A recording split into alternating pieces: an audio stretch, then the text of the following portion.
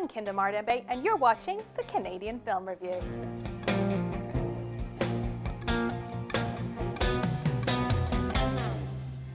Since the premiere of filmmaker Rob Stewart's documentary Sharkwater in 2006, the world has been eagerly awaiting his next big film. Well, it's here. Stewart returns with Revolution, continuing his documentary legacy of compassion and advocacy. Only this time, he takes the fight out of the water and into the streets. We caught up with director Rob Stewart to talk about his highly anticipated follow-up, Revolution. Tell me, first of all, what was your inspiration for creating this film? By the time I'd been done traveling through a bunch of countries, releasing Sharkwater and meeting the world's top scientists and going to the biggest environmental conferences in the world to present Sharkwater, I'd met all these scientists who said, what you're doing with sharks is cool, but you're missing the point. Like, we're gonna lose everything. And at the movie premiere of Sharkwater in Hong Kong, a woman puts up her hand and says, why stop us from eating shark fin soup if all the fish are gonna be gone by 2048 anyways?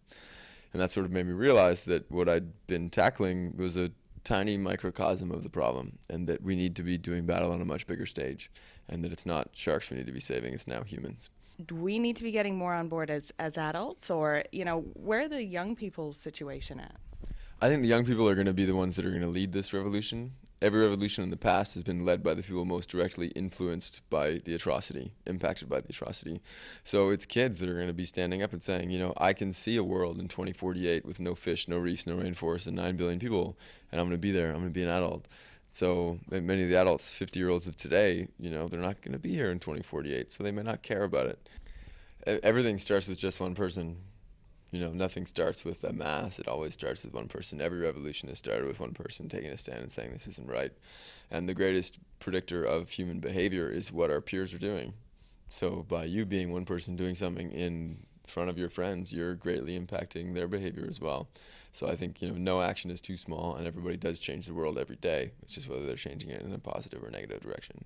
The general impression in Canada is that we're a good country environmentally.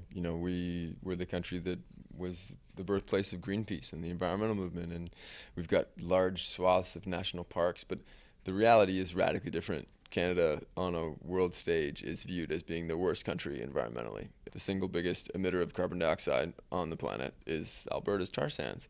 And we're doing that at a time when we already know these emissions of carbon dioxide are destroying life in the oceans, they're destroying the Earth's ability to house humans. So it's very much, it's a moral stance that Canada's taking, that some species and ecosystems and people and generations are expendable, and I don't think that's the stance that Canadians actually would take on this issue. So I'm really hoping that by educating the public, we can, make our government do the right thing. We live in an absolutely fabulous, wonderful, beautiful world that is full of life, and that it is that life that allows us to survive on this planet. But we've, mistakenly created some systems over the last 250 years that are systematically dismantling and destroying the life that we depend on. But we have an enormous opportunity with Facebook and the internet and MySpace and Twitter, and to connect everybody on this issue at one point, and to educate everybody, and that the revolution to save humanity's begun. It's going to happen within our lifetimes. It's going to be led by kids. So, either get involved or get out of the way. The website is therevolutionmovie.com, and the movie hits theaters Earth Day in April.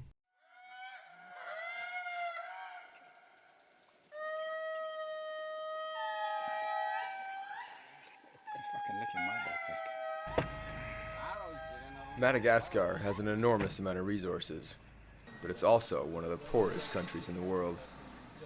20 million people live here, and Madagascar has already lost 85% of its forest.